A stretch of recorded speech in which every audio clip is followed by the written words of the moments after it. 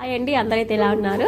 ఇక్కడ నేను egg puff అయితే ప్రిపేర్ చేశాను. ఇంట్లో ఓవెన్ లేకున్నా సరే మనము ఇంట్లోనే ఈజీగా ఈ విధంగా ఎగ్ పఫ్ అయితే ప్రిపేర్ చేసుకోవచ్చు. చాలా సింపుల్ ప్రాసెస్ అండి. ఎగ్ పఫ్ చేయాలంటే పక్కా ఓవెన్ ఉండాలి, మైక్రోవేవ్ అనుకుంటారు. మైక్రోవేవ్ లేకున్నా సరే మనం ఇంట్లోనే ప్రిపేర్ చేసుకోవచ్చు ఎగ్ పఫ్ చాలా సింపుల్గా. ఇక్కడ ఎలా చేయాలో నేను చెప్తాను. చాలా సింపుల్ ప్రాసెస్. మీకు ఎన్నైతే ఎగ్ పఫ్ కావాలో అన్ని ఎగ్స్ అయితే ఉడకబెట్టుకుని అయితే పక్కనైతే పెట్టుకోవాలి. నేను ఇక్కడ 5 ఎగ్స్ అయితే తీసుకొని ఉడకబెట్టుకుంటున్నానని.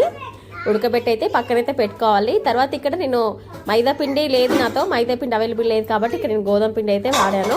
మైదా పిండి అంత హెల్త్కి మంచిది కాదు కాబట్టి ఇక్కడ నేనైతే గోధుమ పిండి అయితే తీసుకొని గోధుమ పిండి అయితే తడుపుకొని అయితే పక్కనైతే పెట్టుకున్నాను.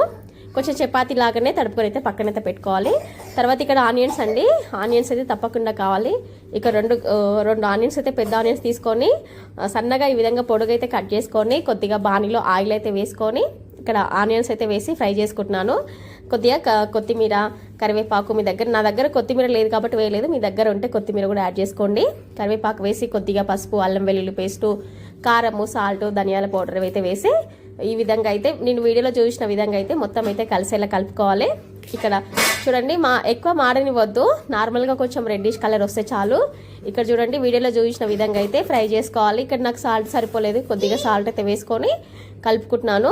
ఈ విధంగా అయితే ఉల్లిగడ్డతో ప్రిపేర్ చేసి అయితే పక్కనైతే పెట్టుకోవాలి.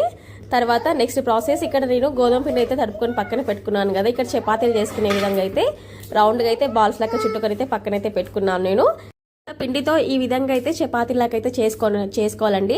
చపాతీ అనేది చాలా సన్నగా అయితే చేసుకోవాలి, లావుగా చేసుకోవద్దు. వీలైనంత సన్నగా చేసుకుని అయితే పక్కనైతే పెట్టుకోవాలి. తర్వాత ఇక్కడ ఎగ్స్ అండి, ఎగ్స్ అయితే నేను బాయిల్ చేసి పెట్టుకున్నాను కదా. ఎగ్స్ అయితే ఈ విధంగా హాఫ్ మూన్గా అయితే కట్ చేసుకుని అయితే పక్కనైతే పెట్టుకోవాలి. ఇక్కడ ఎగ్స్ అన్ని కట్ చేసి పక్కన పెట్టుకున్నాను. తర్వాత ఇక్కడ చపాతీలు అండి, చపాతీలుగా ఒక్కొక్కటి మనం సన్నగా అయితే చేసుకున్నాం కదా, ఒకదానిపైన ఒకటైతే ఇట్లా లేయర్స్గా వేసుకోవాలి. నేను ఒక 4 చపాతీస్ అలా వేసుకున్నాను. వేసుకొని అయితే ఇక్కడ ఒక 4 చపాతీస్ వేసుకొని ఇట్లా జస్ట్ నార్మల్గా కొద్దిగా ఫ్రై చేస్తున్నాను, ఎక్కువగా అయితే ఫ్రై చేయొద్దు.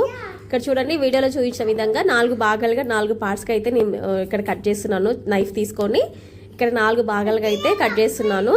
ఇక్కడ చూడండి, ఇక్కడ ఇంకొక భాగంని నేను సపరేట్ అయితే చేస్తున్నాను. తర్వాత సపరేట్ చేసిన తర్వాత ఒక భాగం ఉంటుంది కదా, ఒక భాగం పైన ఇక్కడ నేను ఉల్లిగడ్డ ఆనియన్స్తో ప్రిపేర్ చేసుకున్న కర్రీ అయితే ఉంది కదా, కర్రీ అనేది ఈ చపాతీ పైన కొద్దిగా అయితే పెట్టాలి.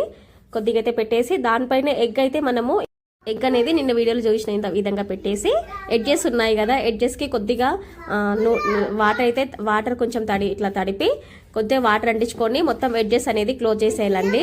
కొంచెం ఎడ్జెస్ అతుక్కోవు, కొద్దిగా వాటర్ అంటించినాం అనుకో ఈజీగా అతుక్కుంటాయి. చూడండి ఇట్లా వీడియోలో చూసిన విధంగా అన్నీ అయితే చేసుకొని అయితే అన్ని ఎగ్ పఫ్ చేయడానికి ఈ విధంగా ప్రిపేర్ చేసుకోవాలి. 4 పార్ట్స్గా డివైడ్ చేసినాం కదా.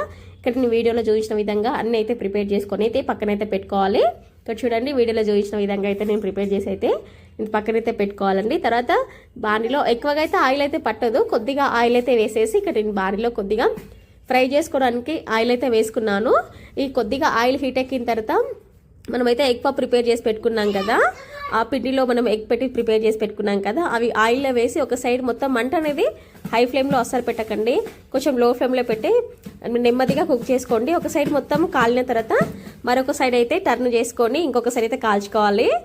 మిగిలినవన్నీ ఒకటి తర్వాత ఒకటి వేసి అయితే కాల్చుకుంటే సింపుల్గా మనం ఇంట్లోనే ఎగ్ పఫ్ అయితే రెడీ అయిపోతుంది. నేను ఎలా వస్తుంది అనుకున్నాను, పర్లేదండి, చాలా బాగా వచ్చింది, నాకైతే చాలా నచ్చింది. మీకు ఎవరైనా చేయాలనుకుంటే ఓవెన్ లేకున్నా సరే ఇలా ఈ విధంగా అయితే ఇంట్లో ప్రిపేర్ చేసుకోండి, చాలా బాగుంటుంది. Thank you for watching.